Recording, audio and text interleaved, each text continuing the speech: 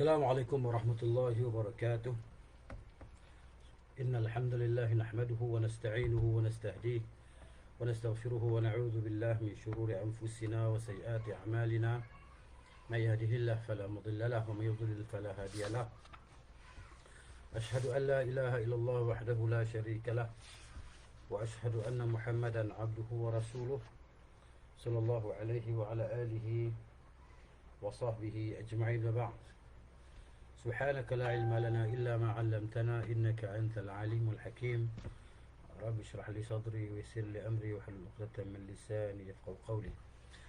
Malam ni insya-Allah kita masuk pada kitab yang jilid yang baru, jilid yang ke-6 daripada kitab terjemahan Zadul Ma'ad fi Hadi Khairul Ibad, jilid yang ke-6. Okay? Kalau kita asalnya baru jilid yang ke-5.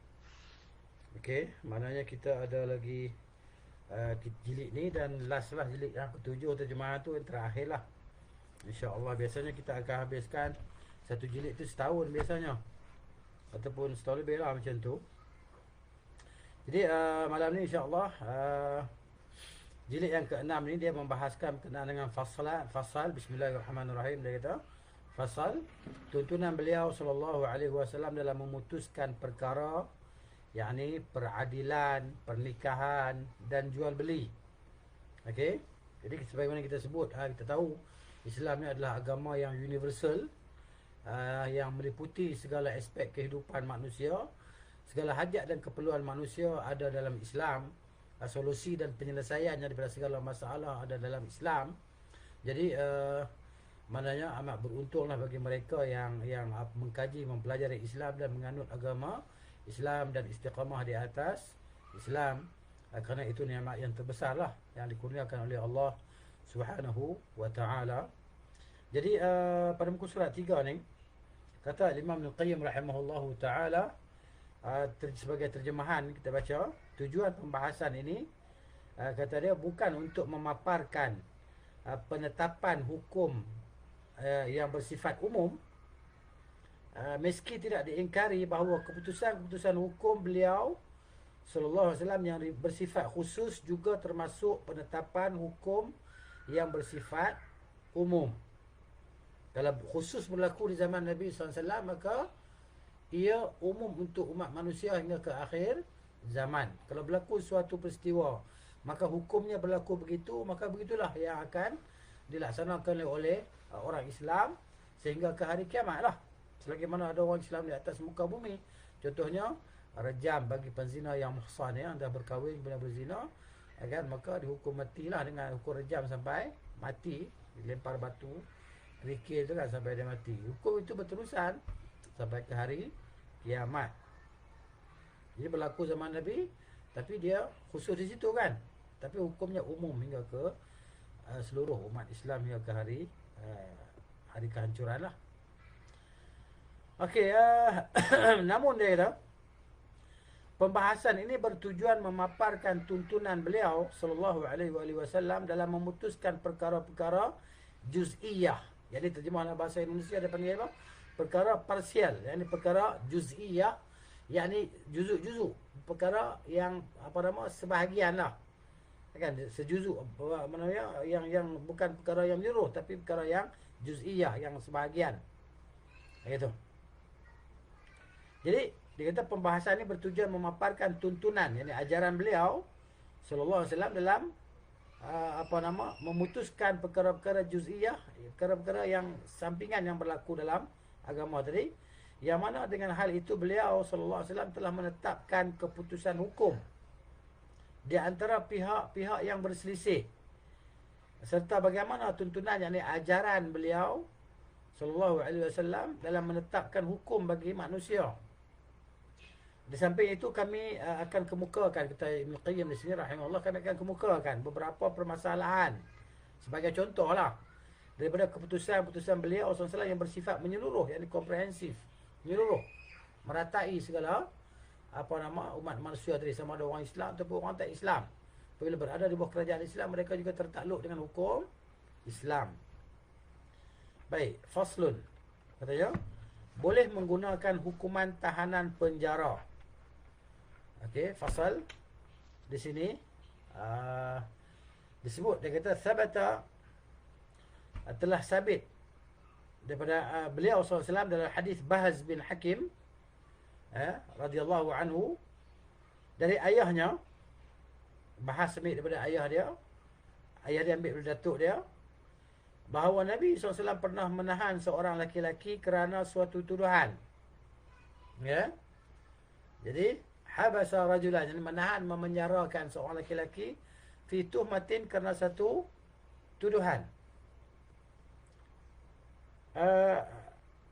Ahmad ini al-Imam Ahmad bin Hanbal lah, dan Ali bin Al-Madini rahimahumullah berkata, ini adalah sanad yang sahih. Okey. Kemudian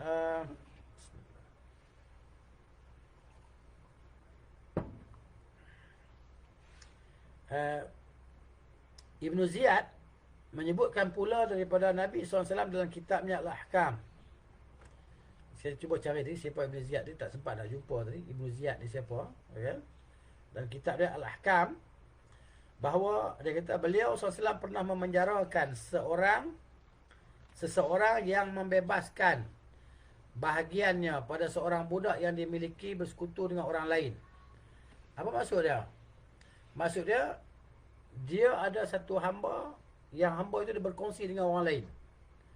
Bahagian dia bebaskan. Jadi maknanya salah lah. Kalau ikutnya salah lah, sebab tu Nabi SAW tahan dia. Dia kata maknanya Nabi memenjarakan orang ni. Maka beliau SAW mewajibkan orang yang bebaskan hamba dia tadi untuk menyempurnakan pembebasan budak tersebut. Kena bagi bebas semua. Maknanya dia kena bayar dekat kawan dia tadi. Kerana dia telah bebaskan bahagian dia. Dia oleh kerana bebaskan bahagian dia, dia kena bayar. Kena bebaskan terus. Dia tak boleh bebaskan separuh. Dia kena bebaskan terus semua. Satu tubuh tadi. Hingga orang tadi dia jual habis semua harta dia nak bebaskan hamba yang bahagian kawan dia tadi. Dia kena tanggungjawab menjual kambingnya yang masih kecil. Tapi hadis ni maknanya kalau dalam kitab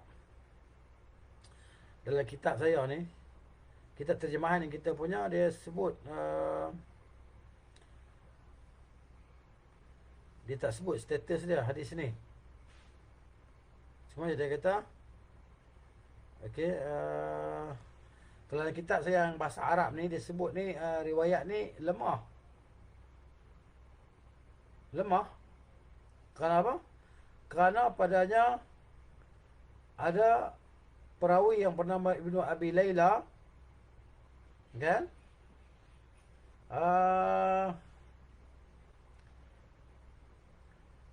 Dia ni adalah seorang yang hafazan dia buruk hafazan dia, tak kuat hafazan dia.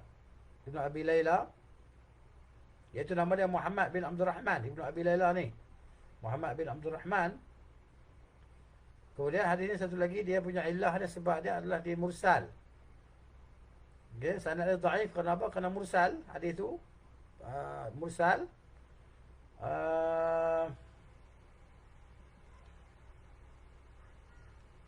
Dan juga Ibnu Abi Layla ni orang yang tak kuat hafazan dia. Disebut di sini hadis ni dhaif lah dalam kitab yang bahasa Arab ni. Kitab yang terjemahan ni dia tak sebut pula status hadis ni. Kalau kita tengok bahagian footnote dia kan, gitu. Okey, cumanya dia sebut lafaz Ibnu Abi Layla tu lah. Cumanya di sini Ibnu Abi Layla ni adalah orang yang dipanggil Sayyul Hifzi. Hafazan dia buruk, dia kata. Baik. Kemudian faslun pula. Fasal hukum beliau SAW terhadap orang yang membunuh hambanya. Apa hukum terhadap orang yang membunuh hamba dia? Zaman sekarang tak ada hamba kan. Dia hukum ni berlaku lah. Hukum ni tetap ada walaupun tak ada. Hukum ni ada walaupun perkara tu tak ada. Jadi Al-Auza'i dia meriwayatkan daripada Amr bin Shu'aib, dari ayahnya, dari datuknya, bahawa ada seorang lelaki yang membunuh hambanya dengan sengaja. Maka Nabi SAW mencambuknya sebanyak 100 kali. dan mengasingkannya selama setahun, buang daerah setahun, serta memerintahkannya untuk membebaskan seorang hamba. Tetapi beliau sallallahu alaihi wasallam tidak mengenakan qisas padanya, hukum balas. Tapi kita lihat status hadis ni.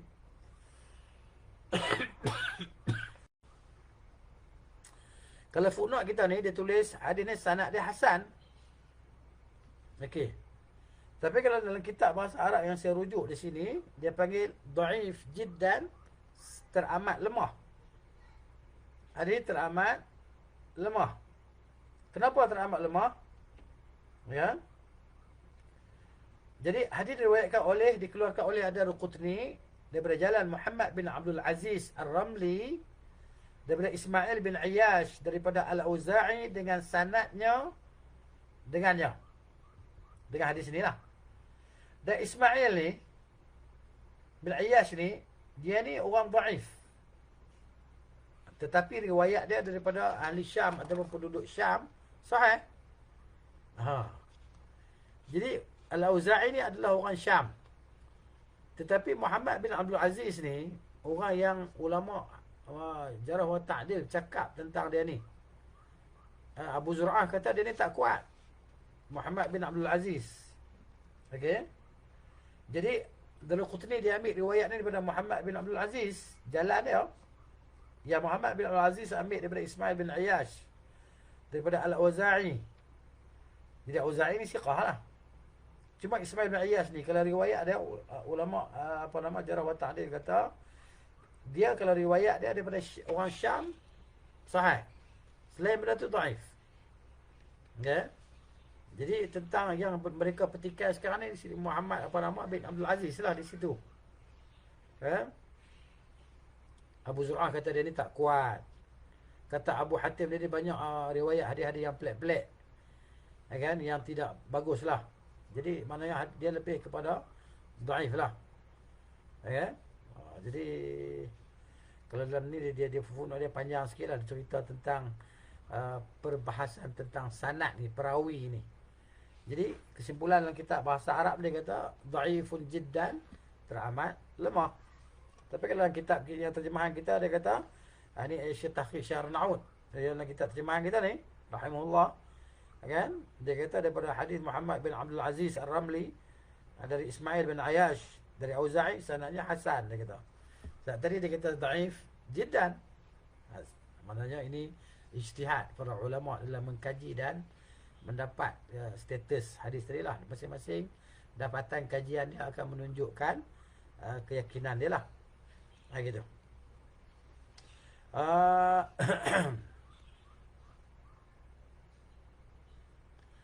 Imam Ahmad meriwayatkan daripada, kita tengok balik buku kitab apa nama yang perenggan di atas yang kedua tu kan. Imam Ahmad meriwayatkan daripada hadis Al-Hasan, yakni Al-Hasan Al-Basri rahimahullah, dari Samurah bin Jundub radhiyallahu anhu daripada Nabi sallallahu alaihi wasallam, bahawa Nabi bersabda, "Man qatala 'abdahu qatalnahu." Barang siapa yang membunuh hambanya, kami akan bunuh dia, kami akan hukum qisas dia. Okey, kita tengok footnote bawah tu. Hadis riwayat Ahmad, Abu Dawud adalah diyat, bab diyat lah, bab tebus. Bab barang siapa yang membunuh budaknya atau menganiayanya, adakah ditegakkan qisas atasnya? Diriwayatkan juga oleh At-Tirmizi dalam Ad-Diyat dan Nasa'i dalam Al-Qasamah. Namun Al-Hasan Al-Basri adalah seorang mudallis, perawi yang menyamarkan hadis. Ya, dan pada riwayat ini ia tidak menegaskan telah mendengar langsung. Jadi mudallis ni, riwayat mudallisin kalau dia kata saya dengar, saya telah cerita kepada saya lihat, itu maknanya diterima dalam riwayat dia. Tapi kalau disebut daripada maka riwayat dia dhaif lah, lemah lah. Begitu. Okey.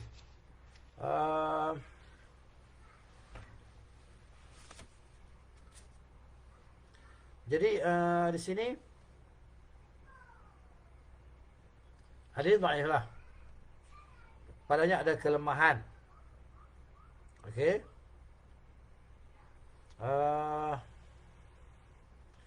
Dalam kitab bahasa Arab dia kata apa? Hadis dikeluarkan oleh Abu Dawud, Tirmizi dan An-Nisa'i dan Ibnu Majah dan Ahmad daripada jalan Al-Hasan Al-Basri daripada Samurah. Yang Samurah ni sahabat Nabi lah.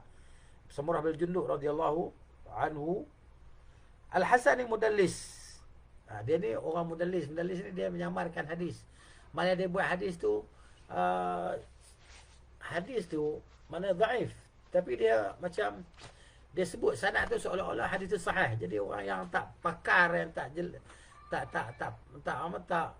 peka, maka tak tahu hadis tu hadis yang dhaif. Ya.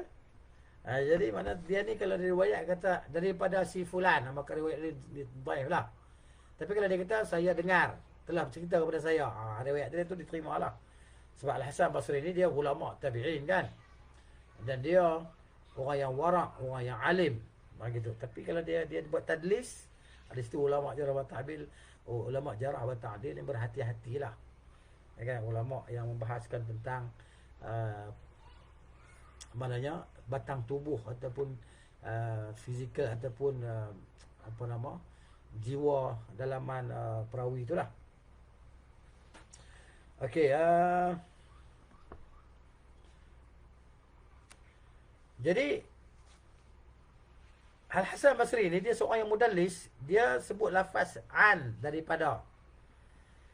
Dan mendengarnya Hasan daripada Samurah ni terdapat khilaf. Ada ulama kata dia tak dengar. Okay? Sebahagian ulama jarah wa ta'dil menyebut dia tidak pernah belajar pun, tidak pernah mendengar pun riwayat daripada Samurah. Melainkan hadis aqiqah saja. Hadis berkenaan dengan aqiqah. Okay? Jadi Abu Dawud telah meriwayatkan dengan sanad yang sahih daripada Hasan mauquf. Hadis mauquf. La yuqalul hurru bil abdi, tidak diqisas orang merdeka dengan dibunuh apabila dia membunuh hamba. Tapi hadis mauquf. Hadis mauquf ni hadis yang terhenti sampai pada sahabat, tidak sampai kepada Rasulullah SAW. Contohnya Rasulullah, sahabat kata begini, Umar kata begini, Abu Bakar kata begini. Okay? Itu dia panggil hadis mauquf.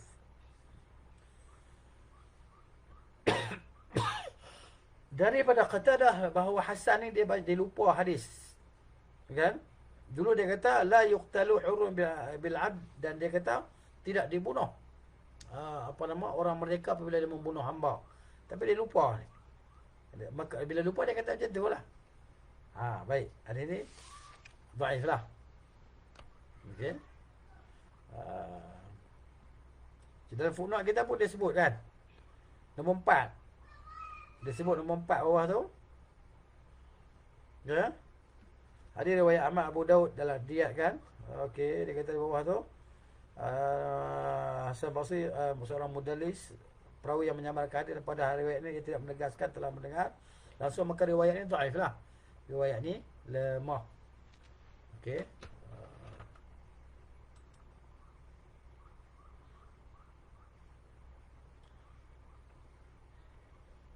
Kita pergi pada lagi di sini kita detail sikit lah, kita baca kan. Lagipun kita dah maknanya jilid yang ke-6 ni kan. Kemudian kalau dikatakan riwayat ini mahfuz lah, kalau dikatakan riwayat ini sahih lah, dan Al-Hasan Al-Basri benar-benar telah mendengarnya secara langsung daripada Samurah, kalaulah kita kata fardu takdir macam tu lah, maka hukum bunuh di sini mesti difahami sebagai ta'zir. Jadi ta'zir ni bukan hukuman yang yang mestilah. Ta'zir ni terpulang pada budi bicara pemerintah. Macam mana nak hukum ta'zir kat dia? Nak hukum bunuh ke, halau ke apa ke? Terpulang. Ini dia panggil daripada imam. Ta'zir lah. Kan? Buang daerah ke apa ke? Yang didasarkan kepada maslahat.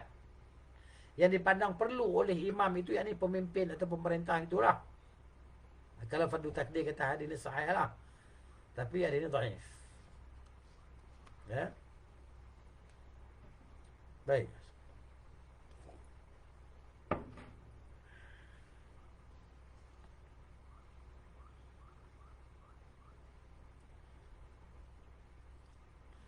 Kemudian beliau SAW pernah memerintahkan seseorang agar tidak melepaskan orang yang berhutang kepadanya, kepada seseorang itulah.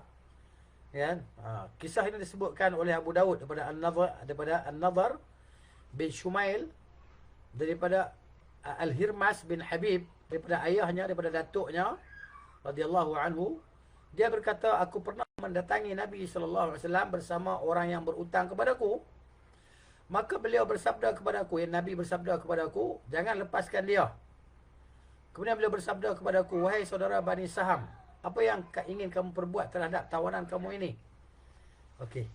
Hadis ni, dia sudah status saja dia. Kalau di sini apa nama, ada dhaif. Hadis lemah.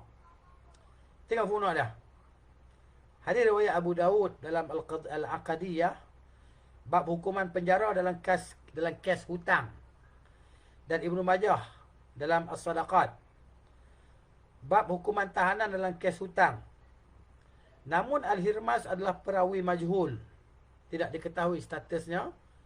Demikian pula ayah dan datuknya. Hadis ni dhaif. Dia kalau hadis dalam bab hukum hakam ni, yang boleh diterima pakai, yang boleh diamalkan, dia yang sahih lah. Kalau dhaif tak boleh jadi hukum. Kalau dalam bab fadail amal tak apalah. Itu pun ulama bahas kan.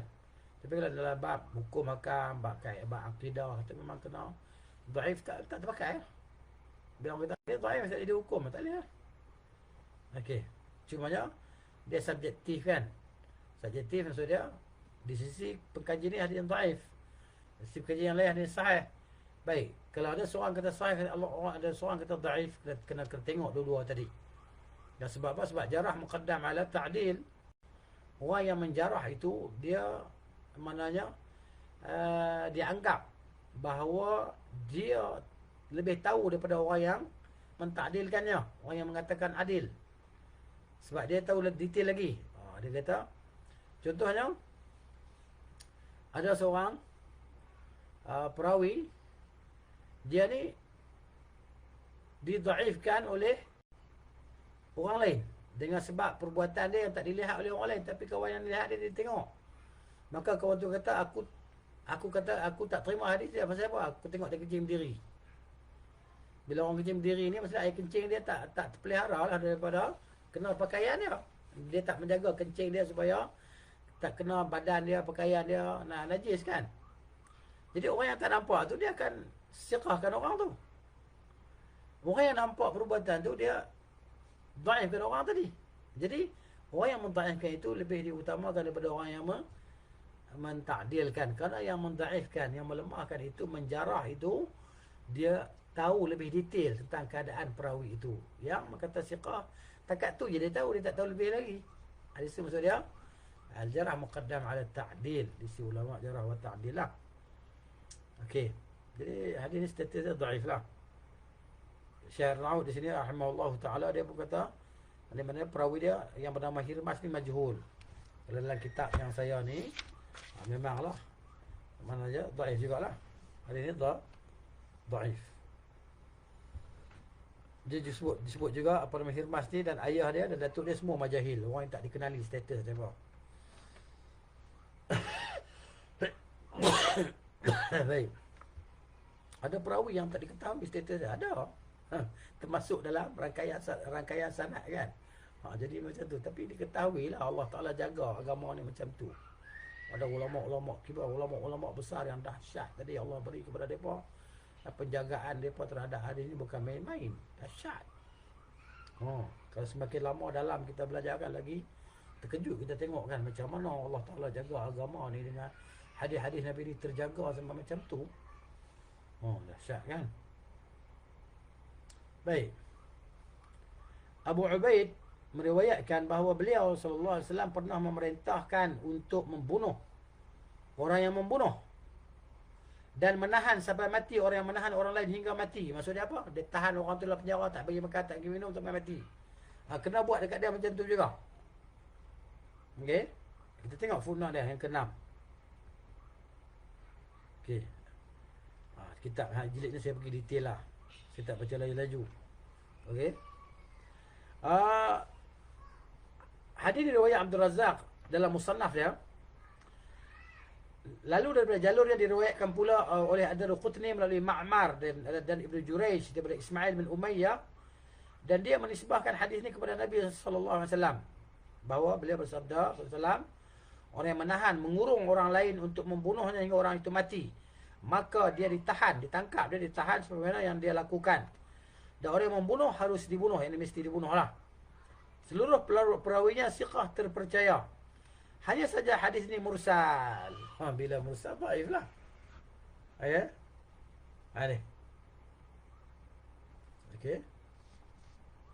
Dhaif.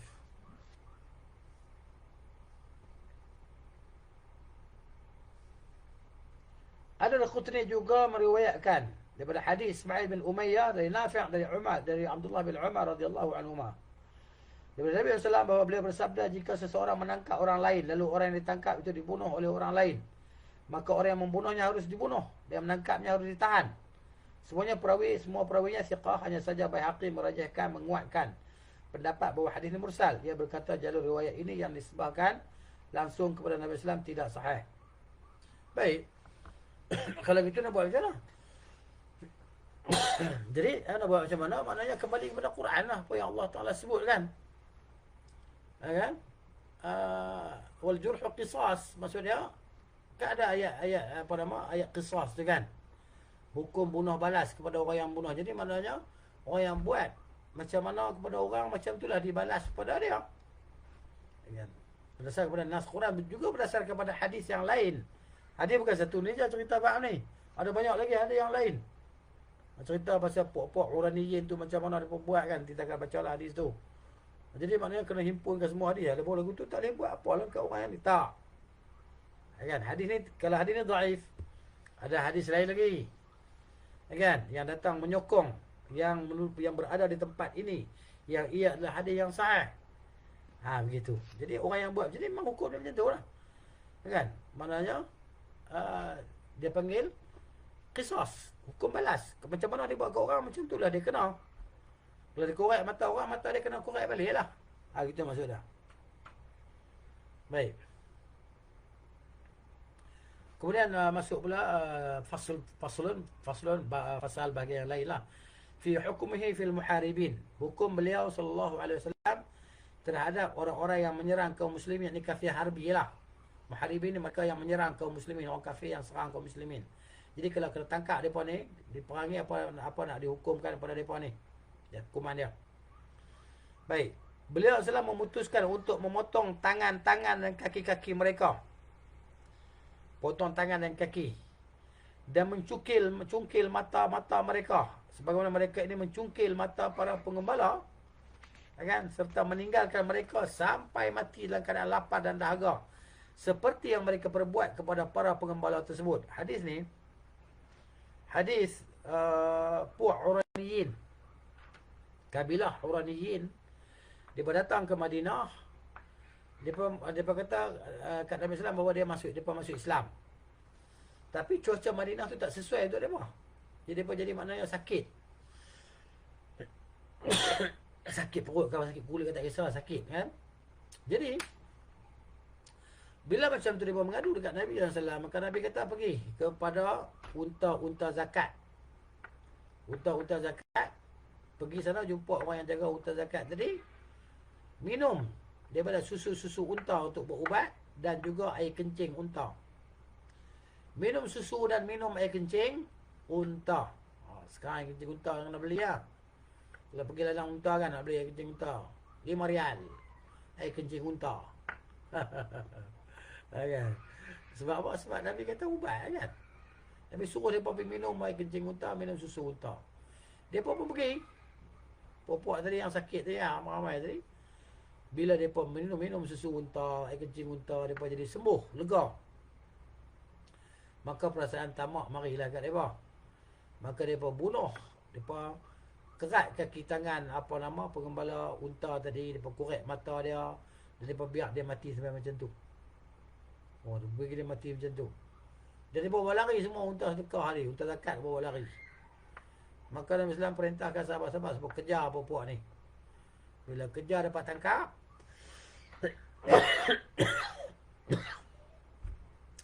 maka Nabi SAW perintahkan dikeratkan kaki tangan mereka, dikerat. Dan dicungkil mata-mata mereka tadi. Maka dibiarkan mereka tadi kan, ke dahaga dan lapar di tengah panas terik tadi. Sehingga perawi itu kata, aku melihat mereka ni sampai makan tanah, jilat tanah kerana dahaga yang teramat. Maka matilah dia. Buat-buat murtad ni mati. Macam tu alasan dia. Ni lah. Okey. uh, disebutkan Kabar Muharibin. Okey, hadis kan? Fasal hukum beliau antara pembunuh dengan keluarga orang yang dia bunuh. Macam mana pula? Penyelesaian ni. Pembunuh dengan keluarga yang dibunuh tadi. Disebutkan dalam Sahih Muslim dari beliau sallallahu alaihi wasallam bahawa ada seorang laki-laki menuduh seseorang telah membunuh saudaranya. Kemudian orang yang dituduh itu mengakui perbuatannya. Dia mengaku. Maka beliau sallallahu alaihi wasallam bersabda, "Dunaka sahibaka." Maka Nabi kata, urusan temanmu ini pembunuh ini, terserah padamu. Setelah orang tadi pergi, Nabi sallallahu bersabda, "In qatalta in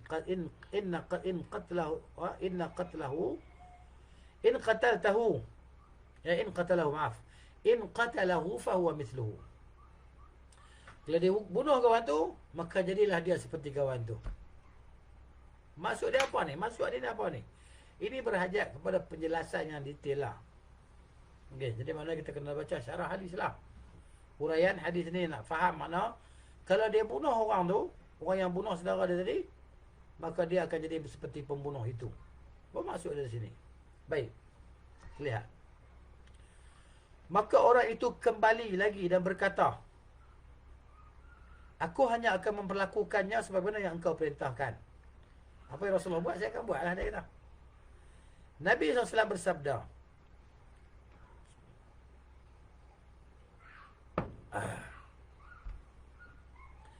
"Amma turidu ayyabu'a bi'ismika wa ismi sahibika?"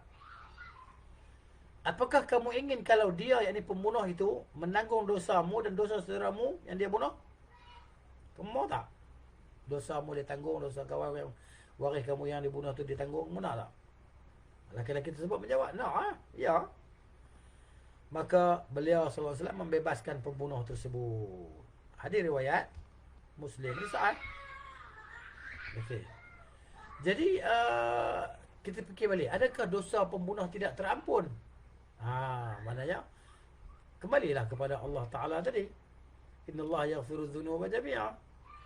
Maka dia kena bertaubat dengan taubat yang nasuha. Dia kena banyak berbuat baik, bersedekah untuk orang tu ke, mendoakan untuk orang yang dia bunuh ke, dan seterusnya. Dia kena buat sehingga dia rasa dia dah buat banyak kebaikan untuk orang yang dia bunuh tu. Ya, maknanya Allah Ta'ala dia Maha Pengampun kalau dia bertaubat kan. Tidakkah kisah seorang yang membunuh 100 orang tu? Ya, dia bunuh 99 orang, tambah lagi seorang, cukup 100 orang dia bunuh. Ya, jadi Allah Ta'ala ampunkan dia. Jadi maknanya pengampunan Allah Ta'ala itu diharapkanlah. Allah Maha Pengampun.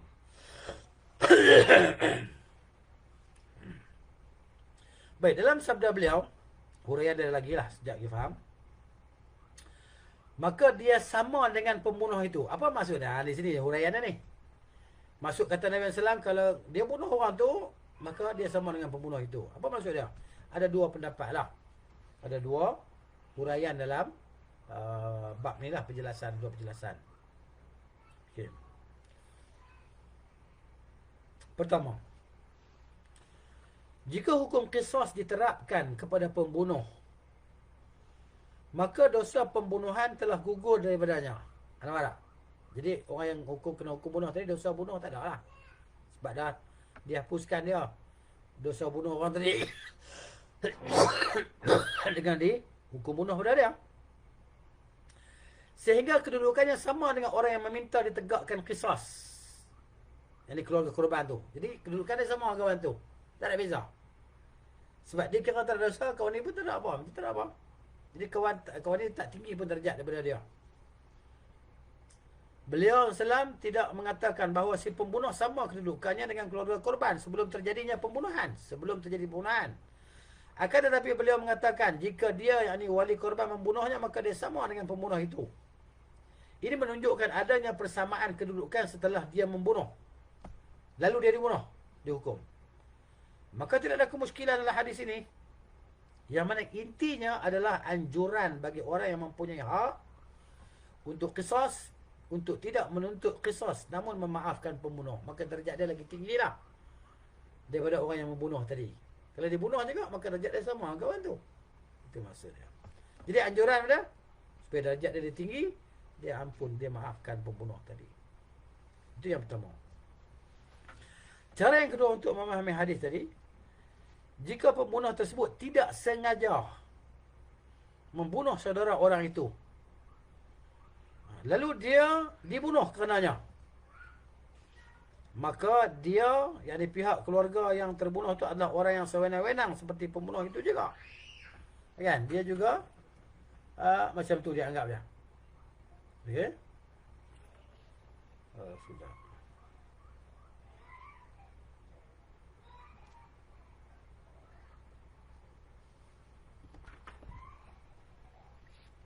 Baik.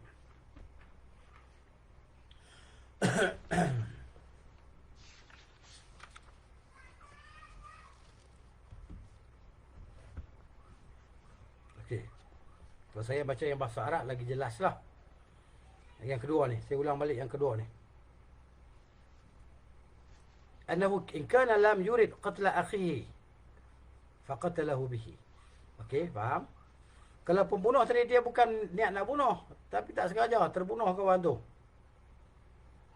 maka waris dia pergi bunuh kawan tu balik.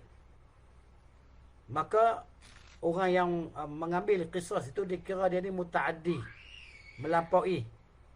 Seperti mana orang yang membunuh itu. Ya kan? Kalau orang tu membunuh dalam keadaan dia membunuh dengan sengaja lah. Ya kan? Jadi orang yang ambil qisas tu juga dikira melampau lah dengan membunuh orang yang tidak sengaja membunuh. Dan tafsiran ini ditunjukkan oleh apa yang diriwayatkan oleh Imam Ahmad dalam Musnad daripada hadis Abi Hurairah radhiyallahu anhu, katanya, qutila rajulun ala ahli Rasulullah sallallahu alaihi wasallam. Dibunuh seorang lelaki di zaman Rasulullah sallallahu alaihi wasallam. Farufi'a ila Rasulullah sallallahu alaihi wasallam. Lalu kes itu dibawa kepada Rasulullah sallallahu, kes tu. Fadafa'ahu ila wali al-maqtul. Maka Nabi SAW serahkan pembunuh itu kepada waris orang yang dibunuh tadi. Faqala al-qatil, maka orang yang membunuh itu kata apa? Ya Rasulullah, ma aradtu qatlahu, saya tak sengaja. Memang saya tak ada niat bunuh dia. Tak sengaja. Tumbuk-tumbuk mati. Ya. Contoh. Faqala Rasulullah sallallahu alaihi wasallam lil wali. Jadi bila pembunuh tu kata macam tu, maka Rasulullah kata kepada wali yang kena bunuh tu lah, ama innahu idza kana sadiqan. Kalau dia ni cakap betul, dia bunuh tak sengaja, kamu hukum bunuh dia juga. Thumma qataltahu, kemudian kau bunuh dia, dakhaltan nar, kau akan masuk neraka. Kan? Berat tak? Orang tu bunuh tak sengaja, kita pun geram, kita pun bunuh balik kawan tadi. Dia bunuh tak sengaja, kita pergi bunuh dia, kita masuk neraka, na'udzubillah, sebab bunuh orang.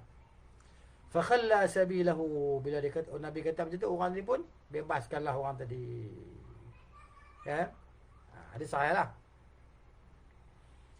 Baik, dalam kitab Ibn Hubayb, dalam hadis ni ada tambahan. Tambahan mana? Bahawa Nabi SAW bersabda, amdu yadin wa khata'u qalbin. Tangan sengaja, hati tak sengaja. Tangan sengaja, hati tak sengaja. Kata Nabi SAW, dia ni bunuh cara tak sengaja lah. Tangan buat, hati tak niat nak bunuh. Begitu. Jadi jelaslah di sini, insya-Allah. Masuklah fasal yang lain. Hukum sallallahu alaihi wasallam antara pembunuh dengan keluarga. Ini kita dah baca tadi. Hukum qisas. Faslun. Hukum qisas. Qisas ni hukum balas lah. Beliau sallallahu alaihi wasallam terhadap orang yang membunuh wanita, bahawa pembunuh itu diperlakukan sebagaimana dia memperlakukan korbannya. Kan? Baik. Disebut dalam Sahih Al-Bukhari dan Muslim bahawa seorang Yahudi yang meremukkan kepala seorang wanita dengan meletakkannya di antara dua batu. Dia ambil dua batu tadi kan, dia hempap di kepala perempuan tu ni. Batu. Ngam. Kepala dia hancur, pecah. Kepala perempuan tadi. Yahudi ni buat kerja. Okey? Maknanya tengok baina hajaraini ala awdahil laha ay huliyin. Maksudnya kan dia pakai rantai, pakai subang tadi kan, di antara dua perhiasan dia. Dia ambil batu kum di sini telinga kan. Pecah kepala dia perempuan tadi. Jadi maknanya terjemahan di sini agak menyeleweng sikitlah. Kan? Letakkannya di antara dua batu sekitar tempat perhiasannya. Bukan menyeleweng kan, kita tak faham tu dia terjemah tu, tapi betul lah terjemah tu. Letakkan batu tempat telinga subang dia rantai dia kan sini. Situ batu. Yahudi itu ditangkap dan mengakui perbuatannya. Maka Rasulullah SAW memerintahkan agar kepalanya juga diremukkan dengan diletakkan di antara dua batu. Baru buat macam tu juga kepala dia pergi mati Yahudi tadi. Dia ni kafir kan. Tapi bila duduk negara Islam, dia buat kerja macam tu, dilaksanakan hukum qisas kepada dia juga, hukum bunuh. Dibuat pada dia macam mana dia buat. Dalam Islam tak ada hukum gantung, tak ada. Islam ni macam mana orang tu bunuh orang, macam tu lah dia kena bunuh hukum tadi. Biasanya pancung lah, pancung kan. Kenapa pancung ni dia tidak sakit. Kan, tak sakit. Gantung ni sakit. Tengok Islam ni begitu rahmat dia kan. Macam tu rahmat dia, hukuman dia nak jalankan juga. Tapi dia sedaya mampu untuk tidak menyiksa orang yang nak dihukum bunuh tadi kan. Dalam Islam ada sebab sampai koyak kulit, tercabut kulit mana ada. Kan? Itu. Jadi hukum tu adalah untuk takzir, untuk mengingatkan, memberi amaran, bukan sampai cari tubuh badan kan. Gitu. Baik. Kalau hukum bunuh dalam Islam pun hukum bunuh yang paling ringkas, paling mudah, dengan pedang yang amat tajam. Letakkan di atas batang leher orang tadi, sup sekali ya, habis, tinggallah dunia. Tak gelepar-gelepar, tak ada kan. Tapi kita tengok hukum orang kafir ni, macam mana buat? Letak elektrik kan, bol elektrik, dipasang elektrik dengan dia punya volt yang tinggi kan, sampai bergegar tubuh badan, keluar darah kot telinga, keluar darah kot mata, keluar darah kot hidung, berbuih mulut, keluar darah tadi kan. Lepas tu doktor cek lagi jantung, nadi dia, ada lagi, buka lagi, cek pula, tak ada dah, seksa kan. Begitu dengan hukum gantung, menggelepar, mengeliat, tak nak mati kan, tak mati lagi. Itu menyiksa kan. Yang benarnya adalah dihukum dengan hukuman pancung lah. Begitu. Baik. Bismillah.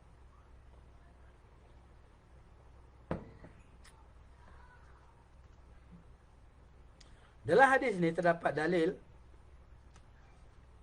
bolehnya membunuh seorang laki-laki kerana membunuh wanita. Juga menunjukkan bahawa orang yang berbuat kejahatan diperlakukan sebagaimana dia memperlakukan korbannya. Macam tu. Islam ni adil kan? Adil. Demikian pula bahawa pembunuhan berencana tidak dipersyaratkan padanya izin dari keluarga korban untuk menegakkan qisas terhadap pelaku. Jadi itu terpulang pada pemimpin pemerintah lah. Tak payah nak minta izin keluarga dia. Sebab memang kau tu dia nak bunuh orang tu, dia hukum bunuh dia.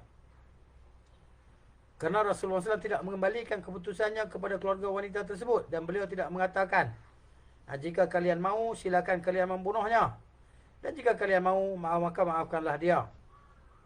Bahkan beliau SAW langsung membunuhnya sebagai keputusan yang tidak bisa ditawar-tawar. Ini adalah mazhab Malik dan pendapat yang dipilih oleh Syekhul Islam Ibn Taymiyah rahimahumullah. Barang siapa yang mengatakan bahawa beliau SAW melakukan hal itu kerana faktor menyalahi perjanjian damai dengan kaum muslimin, maka ucapan itu tidak benar. Kerana orang yang membatalkan perjanjian, kepalanya tidaklah diremukkan dengan batu, akan tetapi dibunuh dengan pedang. Jadi Nabi laksanakan qisas pada siapa sahaja yang duduk di bawah pemerintahan kerajaan Islam tadi. Kemudian hukum beliau SAW terhadap seorang yang memukul wanita hamil dan berakibat gugurnya kandungan wanita tersebut. Diriwayatkan dalam Sahih Al-Bukhari dan Muslim rahimahumullah bahawa ada dua orang wanita daripada suku Huzail yang saling melempari dengan batu. Oh, gaduh ni, ganas juga ni. Yalah manusia kan? Manusia. Gitu. Jadi kau ni baling kau tu baling kau ni, sampai salah seorang di antara keduanya membunuh lawannya beserta kandungan yang ada dalam perut dia. Maka Rasulullah memutuskan atas wanita itu agar menyerahkan budak, yakni hamba lah. Bebaskan hamba, laki-laki atau wanita, sebagai tebusan janin yang mati. Dia kena bebaskan hamba. Kenapa? Adalah tebusan janin dalam perut tu mati. Dan beliau menetapkan kewajipan membayar diat, yakni denda pembunuhan pada asabah. Asabah ni sebenarnya keluarga wanita yang membunuh tu. Dia bukan niat nak bunuh apa, yang tak saja kan, baling-baling batu, gaduh begitu ya. Dia mati kawan tu. Jadi kaum keluarga dia, kaum kerabat dia kena bayar diat untuk wanita tersebut. Kan? Selain daripada memerdekakan hamba, kaum kerabat dia kena bayar diat. Demikian disebutkan dalam As-Sahihain, dalam Sahih Al-Bukhari dan Muslim. Sedangkan dalam riwayat An-Nasa'i rahimahullah disebutkan beliau menetapkan, yani beliau SAW menetapkan menyerahkan budak ini hamba sebagai tebusan janin, kan?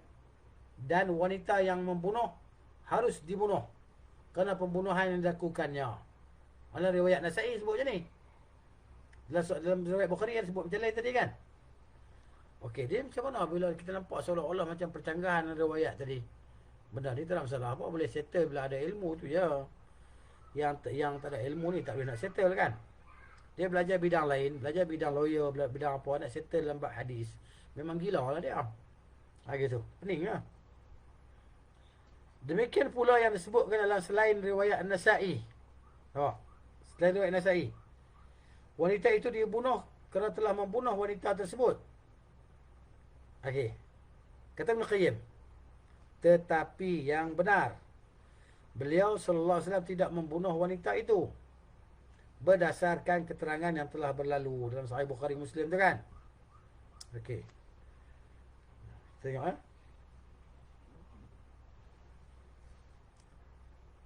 Al-Bukhari meriwayatkan dalam As-Sahih daripada Abu Hurairah radhiyallahu anhu bahawa Rasulullah SAW memutuskan pada kasus, yakni pada kes pembunuhan janin seorang wanita daripada Bani Lahyan agar ditebus dengan seorang budak laki-laki atau budak perempuan, hamba. Mereka kan. Kemudian wanita yang diharuskan membayar meninggal dunia. Kan. Wanita yang hak kena bayar tu dia mati. Mana? Ini riwayat lain. Maksud dia, ni kena himpunkan semua riwayat hadis, bukan boleh tengok satu hadis je. Belajar satu hadis berasa macam alim besar dah. Kena cek habis semua, kena campur habis, tengok, tolak, campur semua tadi kan, baru dapat keputusan yang benar, dikaji daripada segala sudut, dilihat segala qaul sahabat, segala qaul ulama tabi'in dan salaf dululah. Baru dia dapat solusi ke satu kesimpulan.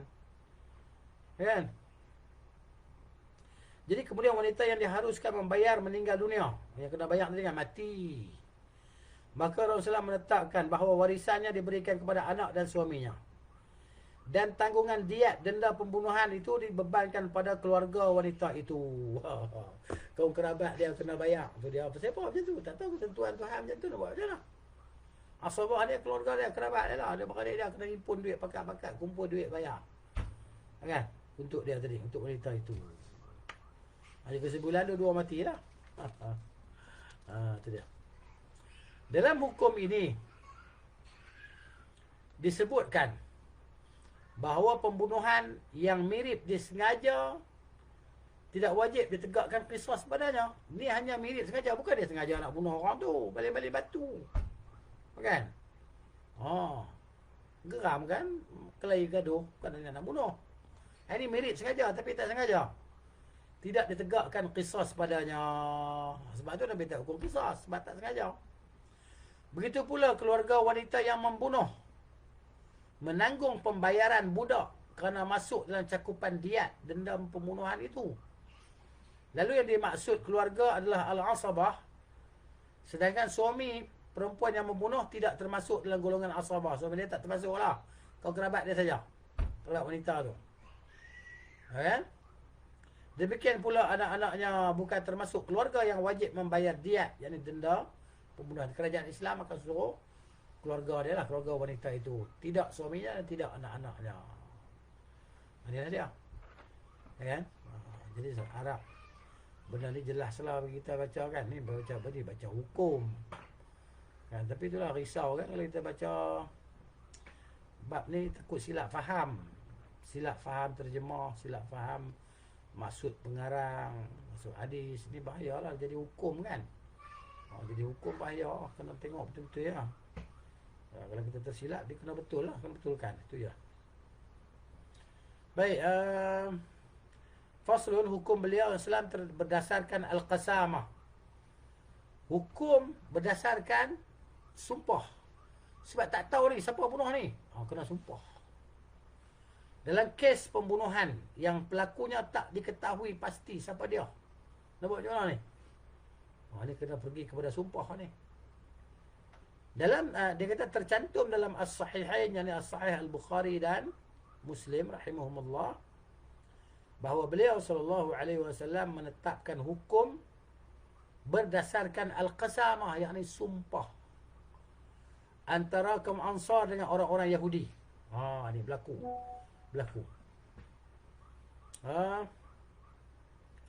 Beliau SAW bersabda kepada Huwaisah, Muhayyisah dan Abdul Rahman. Ya. Depa ni nak tuntut qisas lah pada waris depa yang kena bunuh ni. Yahudi bunuh. Nabi kata, atahlifuna wa tastahiquna dama sahibikum? Apakah kalian mau bersumpah lalu kalian berhak membalas darah teman kalian? Sumpah. Macam mana sumpah ni? Nanti belakang dia akan sebut cara sumpah. Macam sumpah li'an tu lah. Surah An-Nur ayat 7 tu. 8-9 tu kan. Baik. Al-Bukhari rahimahullah berkata, wa tastahiquna qatilakum aw sahibakum? Dan kalian berhak untuk membalas pembunuhnya atau membalas untuk teman kalian. Kalau kamu bersumpah, siapa yang bunuh tu? Daripada pok-pok Yahudi tadi yang bunuh kan. Mereka berkata, kan? Yang ini sebenarnya Muhayyisah, Huwaisah, Abdul Rahman. Ini adalah kejadian yang kami sendiri tidak saksikan dan tidak kami lihat. Macam mana? Beliau SAW bersabda, fatubri'ukum yahudu bi'aimanin khamsin. Kalau begitu Nabi kata, orang-orang Yahudi berlepas diri daripada tuntutan kalian dengan sebab sumpah 50 orang daripada mereka. Mereka kena 50 orang sumpah. Tak ada siapa daripada kalian yang bunuh ni. Kena sumpah 50 orang daripada mereka tadi, untuk selamatkan diri mereka. Mereka berkata, jadi Muhayyisah, Huwaisah, Abdul Rahman ni kata, macam mana kami boleh menerima sumpah-sumpah daripada kaum yang kafir ni? Maka Rasulullah membayarkan diatnya daripada harta peribadinya. Ya, cerita mereka tu kalau sumpah mereka terlepas lah. Maka kena bayar diat. Nabi SAW ambil duit dia sendiri, harta dia sendiri, bayar diat kepada keluarga yang dibunuh tadi. Okey. Dalam sebuah lafaz, wa yuqsimu 50 minkum ala rajulin minhum fayudfa'u bi rummatihi ilaihi. Hendaknya 50 orang daripada kalian bersumpah, menunjuk, sumpah tunjuk atas salah seorang daripada mereka sebagai pelakunya. Tunjuk seorang daripada mereka, maka dibebankan seluruhnya kepadanya. Jadi maknanya tangkaplah seorang tu. Semua 50 orang sumpah, kami sumpah dia ni yang buat. Dia ni yang buat. Import Yahudi ni. Maka dia ambil lah orang tadi. Fayudfa'u bi rummatihi. Rumah ni apa dia? Rumah ni satu tali yang digunakan untuk mengikat pesalah. Kan? Jadi untuk dibawa kepada qisas. Itu mana rumah. Dia kata apa? Al-hablu qita'atu hablin. Qita'atul habli yushaddu biha al-asir wa man aw man yuqadu ila al-qisas. Kan? Tali, sepotong tali, seutas tali digunakan untuk ikat orang yang nak dihukum qisas itulah.